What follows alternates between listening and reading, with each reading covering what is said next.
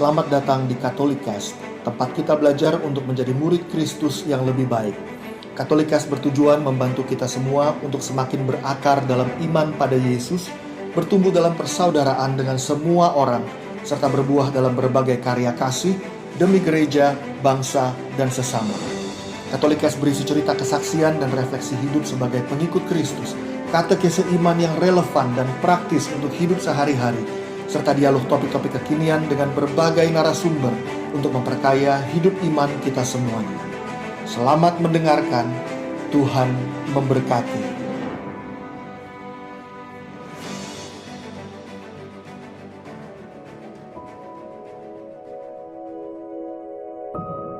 Kali ini saya mau share lebih lanjut soal adiksi pornografi. Saya dulu pernah mengalami adiksi pornografi dan masturbasi untuk waktu yang sangat lama, mungkin 10 tahun atau 15 tahun, aktif di pelayanan dan sebagainya. Tapi kemudian saya berjuang untuk keluar, sampai satu titik akhirnya Tuhan membebaskan saya gitu. Dan besok saya akan cerita bagaimana Tuhan membebaskan saya dan bagaimana langkah-langkahnya bagi kita semua juga untuk bisa melangkah keluar dari berbagai adiksi di dalam hidup kita. Tapi malam hari ini secara khusus saya mau ngajak kita semua untuk berbicara tentang pornografi. Ini adiksi yang sangat melekat sama cowok-cowok. Melekatnya itu bukan hanya ke cowok-cowok yang gak kenal Tuhan, tetapi cowok-cowok yang kenal Tuhan, yang aktif di pelayanan. Tadi di awal saya cerita dalam pengalaman saya di pelayanan. Saya pelayanan itu sejak tahun 91 dan saya melewati banyak sekali situasi-situasi di mana orang-orang yang aktif pelayanan datang dan bercerita bagaimana mereka sedang bergumul dengan adiksi pornografi, masturbasi, bahkan juga dengan kenyataan-kenyataan hamil di luar nikah di antara orang-orang yang aktif di persekutuan dan melayani Tuhan juga gitu. Jadi ini situasi yang sangat dekat sebetulnya dengan banyak dari kita, tapi mungkin juga karena kondisi rohani yang terbangun di sekitar kita atau karena dia ada di pelayanan dan sebagainya, seringkali membuat kita jadi enggan untuk bercerita. Padahal besok kita akan lihat bagaimana cerita itu sangat penting dalam proses kita untuk keluar dari adiksi ini. Angka adiksi pornografi di Indonesia sangat tinggi. Saya berangkat dari SMP dan SMA laki-laki semuanya, sekolah cowok semuanya. Dan saya berangkat dari latar belakang di sebuah sekolah, saya nggak usah sebut nama sekolahnya ya. Tapi saya ingat waktu itu, di sekolah itu waktu saya kelas 2 atau kelas 3 SMA, seorang teman saya yang duduk paling belakang sambil melihat guru ngajar di depan, guru perempuan, sambil dia masturbasi dan dia duduk di bangku yang paling belakang. Jadi saya cukup familiar dengan situasi-situasi di mana adiksi-adiksi seperti ini juga sangat mewarnai kehidupan saya dulu. Kalau mau jujur, hari ini juga kalau kita punya WA group ya, WA group cowok semuanya, apalagi kalau isinya teman-teman alumni sekolah dulu gitu ya, masih banyak kok isinya yang penuh dengan gambar-gambar pornografi dan sebagainya. Yang sering kali kita nggak sadar adalah bagaimana pornografi sebetulnya merusak hidup kita. Katekismus Gereja Katolik mengatakan, artikel 2354, mengatakan bahwa pornografi mengambil persetubuhan yang sebenarnya atau yang dibuat-buat dengan sengaja dan keintiman para pelaku dan menunjukkannya kepada pihak ketiga. Ia menodai chastity, kemurnian, karena ia merusak hubungan suami istri, penyerahan diri yang intim antara suami dan istri.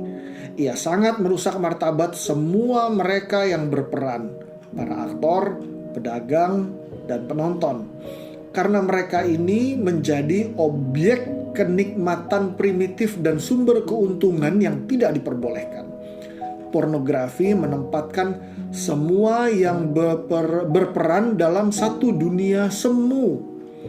Ia adalah satu pelanggaran berat. Pemerintah berkewajiban menghalangi pengadaan dan penyebarluasan materi pornografi. Dan pornografi ini juga berkaitan erat dengan masturbasi. Oke, saya kira terjemahan ini terkait pornografi cukup jelas, ya.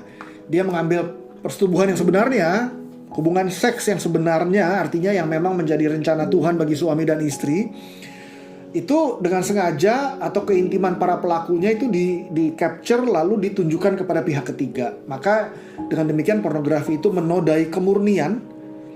Kenapa menodai kemurnian? Karena kemurnian itu kan bicara tentang memberikan diri. Ingat tadi, kemurnian itu adalah bagaimana kita menyadari panggilan kita sebagai laki-laki dan perempuan yang terintegrasi antara yang rohani dan jasmani dan terungkap lewat hubungan suami istri.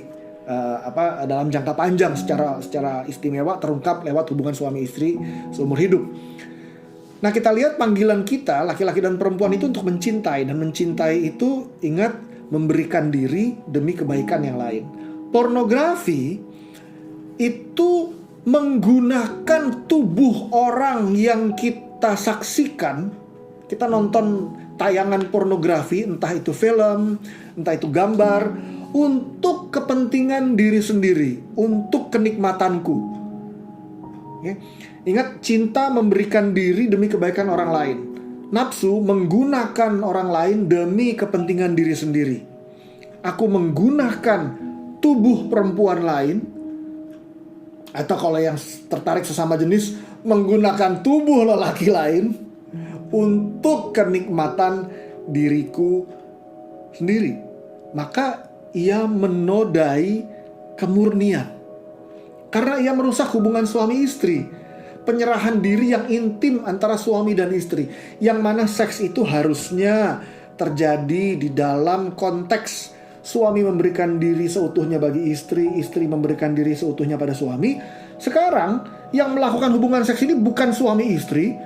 Lalu adegan-adegan mereka berhubungan seks yang bukan suami istri itu juga dipergunakan oleh pihak ketiga untuk kenikmatan pihak ketiga. Pihak ketiga itu pedagang yang dapat uang, atau penonton, atau para aktor yang dapat duit, atau produser yang juga dapat uang.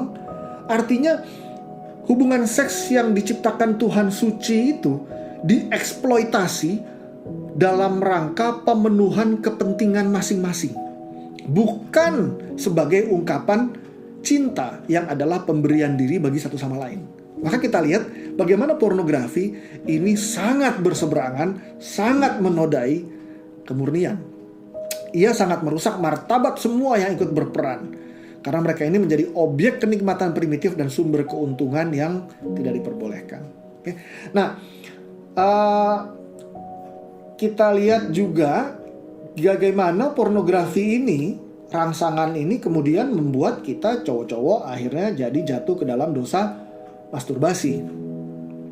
Masturbasi menurut ajaran gereja, Katekismus Gereja Katolik 2352 bilang begini: masturbasi adalah rangsangan alat-alat kelamin yang disengaja dengan tujuan membangkitkan kenikmatan seksual. Kenyataan ialah bahwa baik wewenang mengajar gereja, magisterium, dalam tradisinya yang panjang dan tetap sama, maupun perasaan susila umat beriman tidak pernah meragukan untuk mencap masturbasi sebagai satu tindakan yang sangat bertentangan dengan ketertiban. Karena penggunaan kekuatan seksual dengan sengaja, dengan motif apapun itu dilakukan di luar hubungan suami istri yang normal, itu bertentangan dengan hakikat tujuannya. Kenikmatan seksual yang dicari karena dirinya sendiri, maksudnya kenikmatan seksual yang dicari karena dirinya sendiri itu benar-benar hanya demi kenikmatan gitu ya, tidak mempunyai tujuan susila atau tujuan moral yang dituntut oleh hubungan seksual, yaitu melaksanakan arti sepenuhnya penyerahan diri secara timbal balik. Penyerahan diri secara timbal balik itu tadi tuh cinta tuh. Aku menyerahkan diriku demi kebaikanmu, kamu memberikan dirimu demi kebaikanku. Itu cinta. Arti sepenuhnya penyerahan diri secara timbal balik, dan juga suatu pembuahan manusiawi yang sebenarnya, prokreasi. Oke, untuk punya anak di dalam cinta yang sebenarnya. Supaya membentuk satu penilaian yang matang mengenai tanggung jawab moral dari mereka yang bersalah dalam hal ini, buat membentuk penilaian moral bagi pelaku-pelaku masturbasi, dan untuk menyusun bimbingan rohani supaya menanggapinya, orang harus memperhatikan ketidakmatangan afektif, kekuatan kebiasaan yang sudah mendarah daging, suasana takut, dan faktor-faktor psikis atau kemasyarakatan yang lain. Maksudnya gini, untuk membuat penilaian akan perbuatan masturbasi itu perlu banyak pertimbangan. Yes, perbuatan itu jelas ditentang oleh gereja, jelas ditolak, tetapi untuk mempertimbangkan beratnya dosa seseorang, perlu ada pertimbangan-pertimbangan ini. Misalnya ketidakmatangan afektif, bisa jadi Allah ini umur baru 15 tahun, 14 tahun, belum bisa mengendalikan dorongan hormon, sehingga tanpa kesadaran penuh dia melakukan masturbasi misalnya. Tentu beda kalau yang melakukan masturbasi itu orang yang sudah dewasa, sudah penuh kesadaran, tahu bahwa ini tidak boleh, tahu bahwa ini menodai kekudusan seks, tapi tetap melakukannya juga karena sengaja ingin melawan kehendak Allah misalnya. Tentu tingkat bobotnya berbeda gitu. Jadi kita lihat gereja sangat jelas berbicara tentang pornografi dan masturbasi. Kenapa saya bicara ini di depan? Karena orang seringkali mencoba untuk membenarkan diri lewat berbagai artikel. Oh, pornografi itu kan gak apa-apa, gak merugikan orang lain misalnya gitu. Kan kalau misalnya aku misalnya bisnis nih, dagang, aku nipu orang lain gak boleh nipu. Kalau aku marah gak boleh, aku melukai hati orang lain. Nah tapi kalau pornografi kan aku cuma ngelihat gambar, tidak ada yang dirugikan. Berarti sebetulnya boleh dong gitu. Atau masturbasi. Ya, daripada aku mencari penyaluran seksual dengan pelacur misalnya, lebih baik aku nonton film porno dan masturbasi misalnya. Iya memang, tapi lebih baik lagi kalau tidak. Oke, jelas gereja jelas berbicaranya. Oke, itu kan kayak bilang begini ya, daripada aku bunuh kan mendingan aku mencuri gitu. Iya benar, tapi lebih baik lagi tidak mencuri juga gitu. Kenapa harus mencari yang tetap salah gitu? Karena katekismus mengatakan dengan tegas, dengan jelas, ada masalah apa dengan pornografi? Kan pornografi tidak melukai siapa-siapa. Perempuan yang gambarnya saya lihat atau yang filmnya saya tonton juga nggak tahu kalau saya yang melihat gambar dia telanjang. Dia juga nggak tahu kalau filmnya saya yang nonton. Kalau saya ngelihat dia di film, lalu saya masturbasi, dia juga nggak tahu kok. Saya nggak melukai hatinya dia kok. Teman-teman semuanya, saya nggak tahu berapa banyak dari kita di sini yang mungkin sudah berkeluarga, mungkin ada atau mungkin juga sebagian besar belum. Tapi bayangkan, sudah berkeluarga atau belum berkeluarga, bayangkan satu hari nanti kita akan berkeluarga. Atau kalau yang sudah berkeluarga dan punya anak, lebih mudah membayangkannya. Lalu bayangkan kita punya anak perempuan. Lalu anak perempuan kita itu kita pasti sayang sama anak perempuan kita sendiri. Lalu anak itu kita rawat, kita cintai, kita rawat, dan anak itu bertumbuh. Dan bayangkan betapa kita sayang sama anak perempuan kita.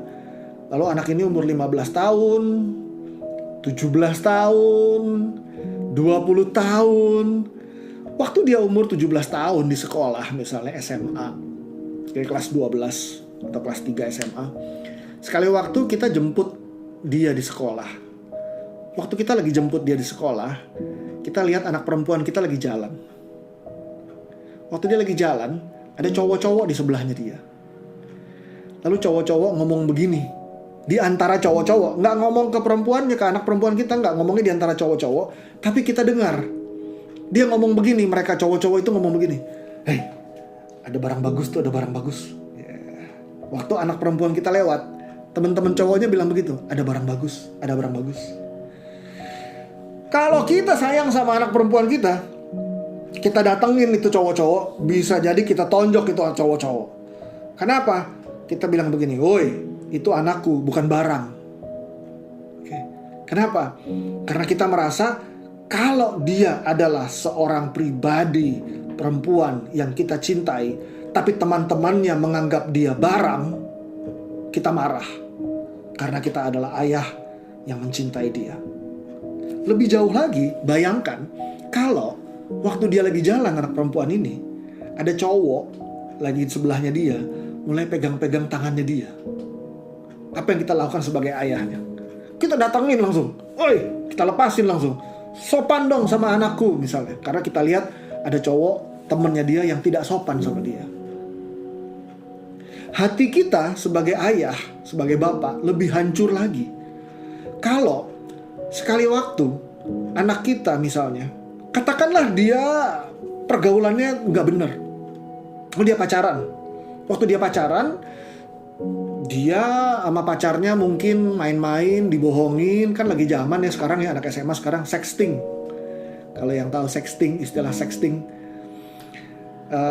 ngirim foto telanjang. Dari kata texting, ngirim teks, tapi sexting. Jadi aku foto diriku sendiri telanjang nih, perempuan ya, foto diriku telanjang lalu aku kirim ke pacarku.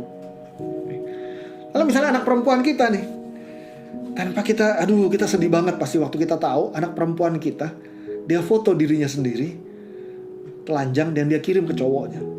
Lalu kan kita tahu lah ya, sesama cowok kita tahu ya, cowok kan suka ngomong aja bilang aku sayang kamu, padahal bohong ya, besok-besok putus juga ya. Akhirnya anak perempuan kita diputusin. Begitu diputusin, cowoknya ngapain? Ngancem foto anak perempuan kita yang telanjang, dia mau sebar ke teman-temannya. Padahal waktu anak perempuan kita foto telanjang, dia yang foto dirinya sendiri. Tapi kita sebagai ayah anak perempuan kita ngerasa apa? Gila, mungkin kita lebih sedih daripada anak perempuan kita, karena kita sayang dia.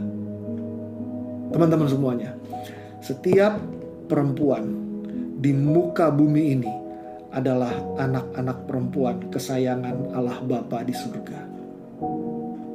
Setiap kali kita menggunakan tubuhnya, memandang tubuhnya yang telanjang dan menggunakan tubuhnya yang telanjang, foto tubuh telanjang atau film dia telanjang, kita gunakan untuk kenikmatan kita, kita sedang melukai hati Bapa di surga.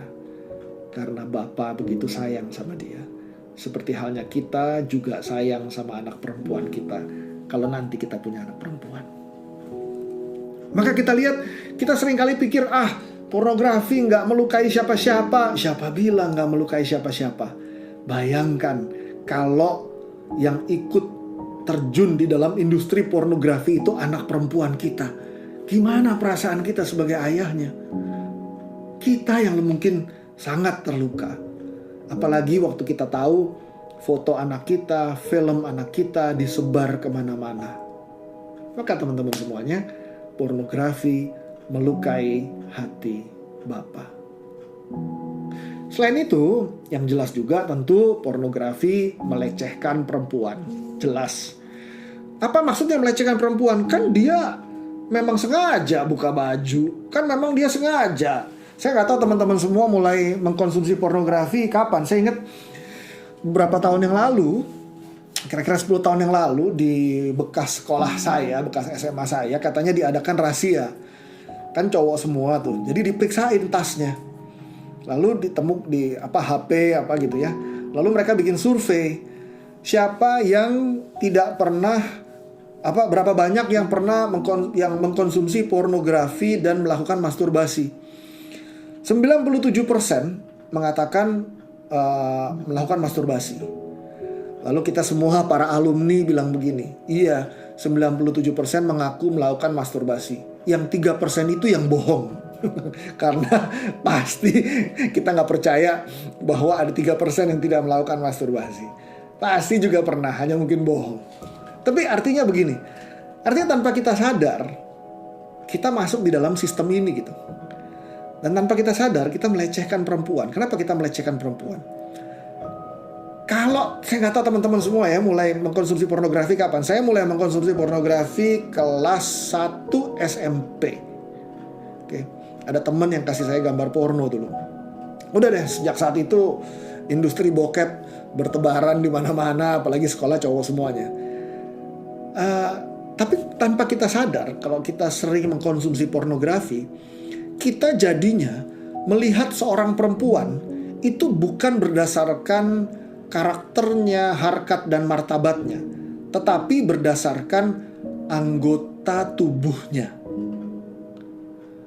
kita tidak lagi memandang perempuan sebagai seorang pribadi yang dihormati, tapi kita memandang perempuan sebagai potongan-potongan anggota tubuh. Betisnya, payudaranya, wajahnya, bibirnya, dan kalau anggota-anggota tubuhnya itu atau bagian-bagian tubuhnya tidak membuat aku tertarik atau terangsang, maka aku bilang dia biasa-biasa aja. Tapi kalau ada bagian tubuhnya yang membuat aku tertarik dan terangsang, kita akan bilang, wah ini cewek keren nih. Tanpa kita sadar, kita sedang melatih diri kita sendiri untuk melihat orang lain sebagai bagian-bagian anggota tubuh doang. Dan tanpa kita sadar, dengan demikian kita melecehkan perempuan karena kita tidak lagi memandang perempuan sebagai seorang pribadi, tetapi hanya sebagai seonggok daging, potongan-potongan bagian tubuh tertentu. Karena kita udah biasa. Waktu kita menikmati pornografi, itu yang kita lakukan. Kita mencari bagian-bagian tubuh tertentu yang menarik untukku. Atau kalau suka nonton film, mencari sudut pandang kamera tertentu yang membuat aku bisa menikmati dengan lebih baik. Maka kita melecehkan perempuan. Kemudian, ini pornografi itu juga menipu dan melumpuhkan pria. Kenapa? Ada banyak hal. Jadi pertama begini, kalau kita perhatikan ya, kalau klub gitu ya, night club gitu ya, atau tempat-tempat gitu ya, suka dibilang yang tempat-tempat yang banyak ceweknya gitu, suka ditulis gentleman's club gitu, gentleman's club gitu. Seakan-akan kalau kita datang ke sana, menikmati perempuan yang banyak dengan pakaian mini, seakan-akan kalau kita melakukan itu, kita menjadi gentleman, menjadi pria sejati.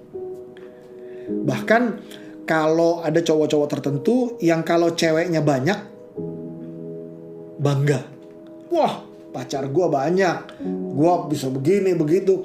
Dan kalau di setiap pacarnya dia bisa melakukan hubungan seks, dia merasa itu prestasi. Padahal tanpa kita sadar, kita melatih diri kita untuk apa? Kita melatih diri kita untuk menggunakan orang lain demi kepentinganku. Yang kita latih itu lust. Ingat ya, kalau kita olahraga gitu ya, mau ngegedein otot kita gitu ya, otot yang sering dilatih makin lama makin besar. Maka kalau kita sering latihan menggunakan orang lain demi kepentinganku, maka kemampuan lust kita makin besar. Dan semakin besar kemampuan kita menggunakan orang lain demi kepentinganku, semakin lumpuh pula kemampuan kita untuk memberikan diri demi kebaikan orang lain. Karena ini dua hal yang berlawanan. Kalau kita bertumbuh di lust, nafsu, kita akan berkurang di love. Tapi kalau kita bertumbuh di love, otot cinta kita, otot kemampuan memberikan diri demi kebaikan orang lain kita bertambah, itu kemampuan menggunakan orang lain demi kepentingan diri kita sendiri akan berkurang. Maka kita lihat, pornografi itu justru menipu dan melumpuhkan pria. Karena semakin kita terjerat di dalam pornografi, semakin kita lumpuh dalam kemampuan kita untuk mencintai seperti Tuhan Yesus mencintai. Dan kita ditipu. Kita pikir semakin banyak nonton film porno, semakin menikmati, semakin banyak cewek-cewek yang bisa kita dalam tanda kutip pakai, kita hebat. Padahal itu justru menunjukkan betapa lumpuhnya kita untuk mengendalikan diri kita, menunjukkan betapa lumpuhnya kita di dalam mengendalikan dorongan seksual kita. Tapi kita ketipu jadinya, karena kita pikir pornografi membuat kita cowok-cowok itu menjadi real man, Padahal enggak. Padahal pornografi justru melumpuhkan kemampuan kita untuk menjadi laki-laki, pria yang Tuhan mau. Itu sebabnya judul-judul besar, Gentleman's Club dan sebagainya, itu sengaja ditulis. Supaya apa? Supaya kita tertarik, oh aku mau jadi gentleman, aku mau menjadi seperti itu. Seakan-akan itu yang hebat. Padahal yang itu justru membuat kita gak jadi seperti Yesus. Dan lihat apa yang Yesus lakukan, nanti kita akan lihat lebih jauh lagi. Tapi Yesus itu mencintai sampai memberikan dirinya di kayu salib. Dan itu kehebatan cowok sebetulnya. Cowok itu dipanggil sama Tuhan, laki-laki itu dipanggil sama Tuhan untuk punya kemampuan yang luar biasa, keberanian yang luar biasa, kekuatan yang luar biasa untuk memperjuangkan kebenaran dan memperjuangkan kasih. Tapi justru pornografi melumpuhkan cowok, melumpuhkan pria di dalam kebenaran dan kasih. Nah, ini penting. Menipu juga begini. Waktu kita ngelihat tayangan-tayangan pornografi ya, sekarang sih mulai ada banyak tayangan-tayangan pornografi yang lumayan otentik, dalam arti nggak di touch up. Tapi gambar-gambar misalnya gitu ya, yang kita lihat, foto-foto model dan sebagainya, itu industri Photoshop, touch up itu luar biasa besarnya gitu. Sehingga waktu kita mulai melihat cewek-cewek dan menikmati tubuh, lalu kita mulai bermimpi, aku pengen punya pasangan yang seperti ini, penampilan yang seperti ini dan sebagainya. Tapi penampilan yang kita lihat di foto itu bukan penampilan yang nyata, yang real. Itu penampilan yang di touch up, penampilan yang di Photoshop, yang sudah diedit. Kenyataannya gak ada orang yang sempurna kayak begitu gitu. Gak ada yang sempurna seperti itu. Tapi itu membuat kita, cowok-cowok, laki-laki, jadi punya persepsi akan cita-cita perempuan yang aku suka harusnya seperti itu. Padahal itu adalah gambaran yang tidak realistis, yang tidak mungkin bisa kita temukan. Sehingga kita akan lihat bagaimana pornografi ini juga poin yang nomor 4. Kalau tadi kita lihat yang pertama tadi melukai hati Bapa. Oke. Yang kedua, pornografi melecehkan perempuan. Yang ketiga, pornografi menipu dan melumpuhkan pria. Yang nomor 4 ini yang paling bahaya. Karena pornografi menghancurkan pernikahan. Kenapa pornografi menghancurkan pernikahan? Banyak cowok-cowok ngelihat gambar-gambar perempuan gitu ya, cewek telanjang gitu ya, yang diedit, yang di Photoshop. Itu nggak real. Industrinya itu luar biasa mahal editing. Sehingga waktu dia ngelihat gambar-gambar itu, dia berharap pasangannya seperti itu. Maka pasangannya disuruh diet, disuruh ini, disuruh itu dan sebagainya. Atau dia jadi gak tertarik lagi sama pasangannya, karena yang dia tertarik itu adalah apa yang dia lihat di tayangan pornografi. Padahal tayangan itu adalah tayangan yang di foto-foto yang sudah di touch up. Nah, selain itu juga, waktu orang mulai menikmati tayangan film porno, orang mulai menikmati sudut-sudut kamera tertentu. Nah, ini khususnya nih ya bagi suami istri nih. Kalau ada teman-teman yang sudah menikah, para suami, kalau mengkonsumsi pornografi, kita mulai menikmati dan menikmati rangsangan seksual karena ada sudut-sudut kamera tertentu yang membuat kita kalau menyaksikan itu lebih terangsang secara seksual. Sudut itu tidak akan terjadi kalau suami dan istri melakukan hubungan seks. Kenapa? Karena sudut kamera itu ada yang diambil dari atas, ada yang diambil dari samping agak jauh. Sementara kalau suami istri melakukan hubungan seks, sudutnya ya sudut yang nyata, sudut yang real. Dan sudut itu tidak lagi menciptakan rangsangan seksual yang membantu dia untuk terangsang. Maka tidak heran. Jadi begini nih dinamikanya nih. Ini ada satu gambar yang bagus. Rewiring your brain. Gimana pornografi itu merusak otak kita. Kayak kalau ada teman-teman yang pernah browsing Teman-teman mungkin pernah baca juga. Jadi yang pertama itu brain itu salah cetak, dopamin, maksudnya dopamin ya, hormon ya. Brain releases dopamin. Otak kita tuh memproduksi hormon dopamin. Oke, dopamin itu rasa senang ya kan, menimbulkan rasa happy gitu. Sehingga dengan waktu kita lihat, kita happy, kita jadi pingin nonton lagi, pingin lihat lagi karena kita happy. Lalu waktu kita sering nonton, sering lihat gambar bokep, yang terjadi adalah kalau mulai sering, otak kita mulai memproduksi cairan kimia yang namanya delta phos-B. Delta phos-B ini adalah cairan kimia yang sama yang menciptakan adiksi pada orang-orang yang mengkonsumsi kokain, obat-obat terlarang. Sama.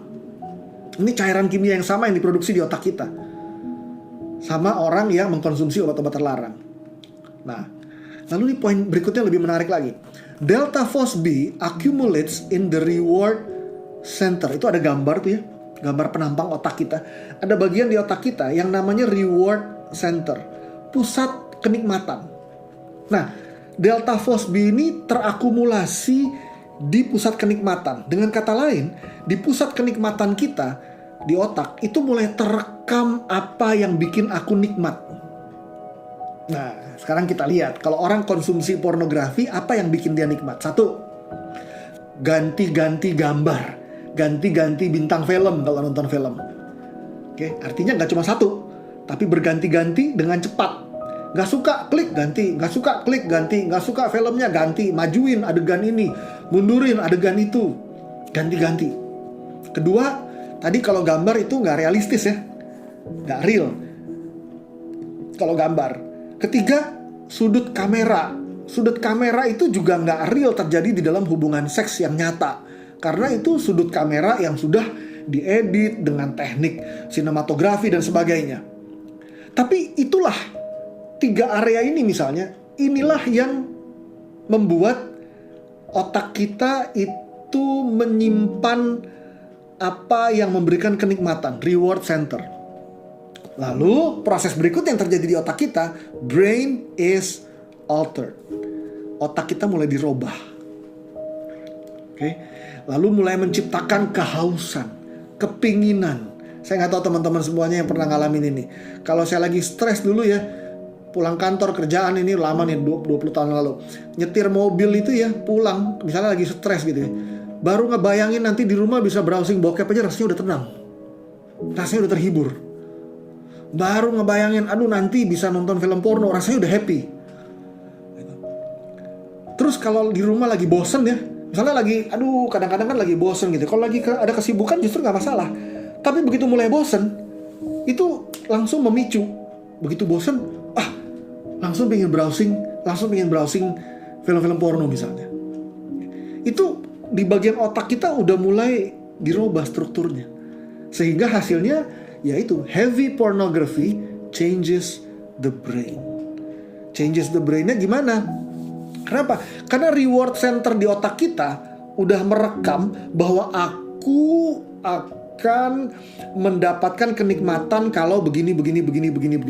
Nah, begininya itu tidak akan terjadi dalam hubungan seks dengan istri. Nggak akan terjadi. Kenapa? Karena itu istri, bukan film. Kalau di film kita bisa pilih, aku sukanya yang bentuk tangannya seperti ini, yang bentuk bibirnya seperti ini, yang mukanya kayak begini, yang payudaranya ukurannya seperti itu, yang betisnya kayak begini, yang pantatnya kayak begitu, yang kakinya ukurannya begini, yang warna kulitnya begini, aku bisa pilih. Tapi waktu itu menjadi makanan otak kita merekam bahwa aku akan terangsang kalau yang kayak begitu.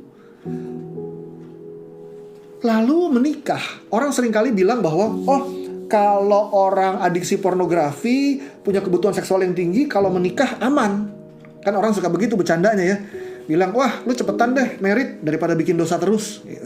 Seakan-akan kalau hubungan seks sebelum menikah, itu karena dosa. Kalau udah menikah nanti istri itu jadi pelampiasan seks terus menerus gitu. Padahal Kenyataannya, kalau dia adiksi pornografi, dia tidak akan menemukan kepuasan bersama dengan istrinya. Mungkin awalnya iya, tetapi kemudian otaknya sudah merekam kenikmatan nih gimana? Ganti-ganti gambar. Istri itu terus satu, nggak ganti-ganti. Otaknya mulai mencari bentuk kenikmatan yang ganti-ganti dan nggak menemukan. Lalu waktu dia nonton film porno, dia ada angle tertentu, ada posisi tertentu, ada gaya tertentu mungkin yang membuat dia lebih terangsang. Dia tinggal cari filmnya lalu dia terangsang. Tapi kalau sama istrinya nggak bisa, karena mungkin istrinya nggak mau. Dan mungkin dia paksa, waktu istrinya nggak mau, dia kecewa. Waktu dia kecewa, rangsangan seksualnya turun. Maka nggak heran orang-orang yang adiksi pornografi tidak pernah bisa terpuaskan, terpenuhi kebutuhannya oleh istrinya. Maka apa yang terjadi? Orang-orang yang adiksi pornografi, tadi kita lihat di statistik sesi pertama, tingkat perceraiannya 3 kali lipat. Kenapa? Karena porn kills your marriage. Pornografi membunuh, menghancurkan pernikahan kita. Dan kita nggak sadar gitu loh. Kita menikmati sedikit gambar di sana, kita menikmati sedikit gambar di situ. Tapi tanpa kita sadar, kita sedang membentuk pola kenikmatan yang kita mau di otak kita sendiri. Nah teman-teman semuanya, ini beberapa hanya catatan-catatan yang saya temukan. Kalau teman-teman semuanya browsing juga akan ketemu. Contoh misalnya ini. Ini saya mau cuma memperlihatkan bahwa masing-masing konten ini didukung dengan jurnal yang berbagai ragam gitu. Jadi artinya isu pornografi ini sudah sangat luas sehingga udah banyak jurnal psikologi dan sebagainya juga yang menganalisa. Contoh misalnya bagaimana pornografi mengubah sexual taste. Selera seksual kita pun berubah. Oke, kalau nomor 8 kita lihat researchers have found that women become less sexually aroused by repeated viewing of the same porn. Sama sebetulnya cowok juga gitu. Ngelihat tayangan pornografi yang sama lama-lama udah gak nafsu lagi, udah gak ada dorongan seksual lagi. Kita cari yang lain, cari lagi yang lain, cari lagi yang lain. Sementara dalam pernikahan gak bisa begitu.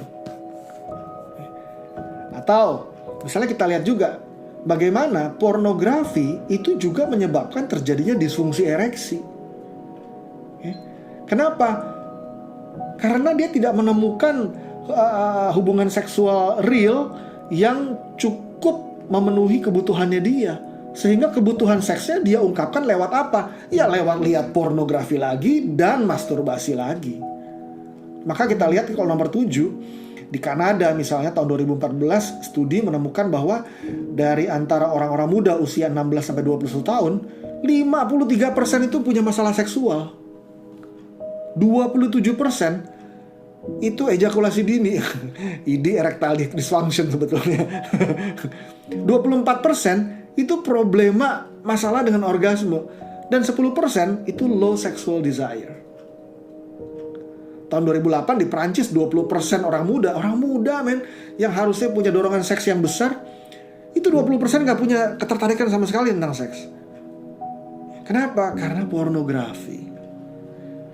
Kita lihat bagaimana pornografi merusak selera seksual, juga menyebabkan disfungsi ereksi. Pornografi juga menyebabkan gangguan mental dan emosional. Misalnya nomor 8, studies have found that porn use is correlated with lowered quality of life and poorer health. Pornografi itu terkait erat dengan kualitas hidup yang rendah dan kesehatan yang rendah gitu. Nah, kita lihat banyak situasi-situasi yang mana ini akhirnya saya ambil beberapa judul-judul aja dari berbagai ini. Contohnya pornografi mempengaruhi behavior kita. Kita kira kita nonton film porno nggak mempengaruhi kelakuan kita, padahal iya. 110 how pornography is similar to a drug. Pornografi itu seperti obat-obat, terlarang. Pornografi mengubah persepsi kita terhadap pasangan. Pornografi mempengaruhi kesehatan mental dan emosional. pornografi menurunkan ketertarikan, interest in actual partners, ketertarikan pada pasangan, maka lihat tadi pasangan suami istri juga jadi bermasalah. Lalu kita lihat 1.9, pornography changes the brain. Pornografi mengubah struktur otak kita. Maka balik lagi ke yang tadi. Jadi gimana gitu? Besok saya bakal share gitu gimana struggle saya dan gimana saya keluar dari ini. Tapi saya juga ngalamin love tank yang kosong gitu dulu. Saya juga struggle. Saya waktu masih kecil juga, waktu saya pertama kali masturbasi itu waktu saya belum tahu bahwa itu masturbasi namanya. Jadi saya masih SD kali, kelas 6 kali ya, saya lupa sih. Dan bahkan saya belum punya pengalaman rohani bersama dengan Tuhan. Sampai kemudian satu titik saya ngalamin pertobatan pribadi, lalu pencurahan roh, aktif di persekutuan dan sebagainya. Saya baru menyadari bahwa itu tuh gak bener gitu. Dan saya baru belajar, dan sejak saat itu saya berjuang untuk bisa keluar dari keterikatan itu. Jadi saya benar-benar secara intensional berusaha keluar itu dari tahun 90-an awal. Dan saya baru tahun 2000-an awal berhasil keluar, lepas dari adiksi pornografi. Merasa kotor? Iya. Pelayanan? Iya. Jadi song leader? Iya. Mimpin retret? Iya. Tapi saya bergumul pagi, siang, sore, malam karena saya merasa diri saya kotor, saya merasa diri saya tidak layak. Tapi saya menemukan bahwa Tuhan itu setia. Karena dari waktu ke waktu melalui pergumulan-pergumulan itu, Tuhan setia mulai memenuhi hati saya dengan cinta Tuhan, sehingga sampai satu titik Tuhan membebaskan saya. Maka catatan terakhir teman-teman semuanya, real men love like Jesus. Yesus itu mencintai sampai apa sih? Yesus itu kan kalau kita lihat di Efesus 5 tuh ya, tentang pasangan suami istri ya, kita lihat kan suami dan istri itu kan dipanggil untuk menjadi seperti Kristus dan mempelainya, yaitu gereja. Jadi gereja itu kan umat Allah itu kan sebetulnya seperti mempelai Kristus, mempelai wanita, dan Kristus itu seperti mempelai prianya gitu. Apa yang Yesus lakukan bagi mempelai wanita, yaitu gereja? Apa yang Yesus lakukan? Dia bukannya menggunakan umat jemaat demi kepentingan dia, tetapi dia memberikan dirinya demi jemaat, demi mempelainya, yaitu gereja. Yesus bilang begini, inilah tubuhku yang dikurbankan bagimu. Dia memberikan dirinya bagi gereja, bagi mempelainya. Dengan mengorbankan dirinya bagi kita, dia menyelamatkan kita. Maka kita jadi cowok sebetulnya dipanggil oleh Tuhan untuk menjadi seperti Yesus, yang berani mengorbankan diri kita demi pasangan kita.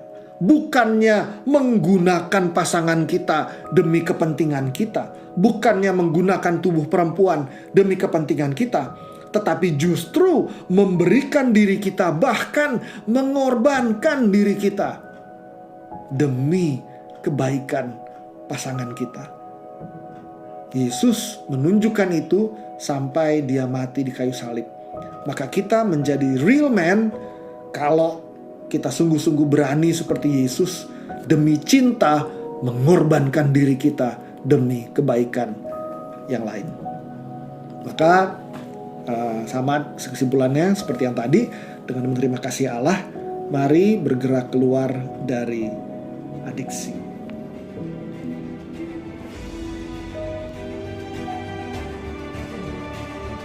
Terima kasih telah mendengarkan podcast ini.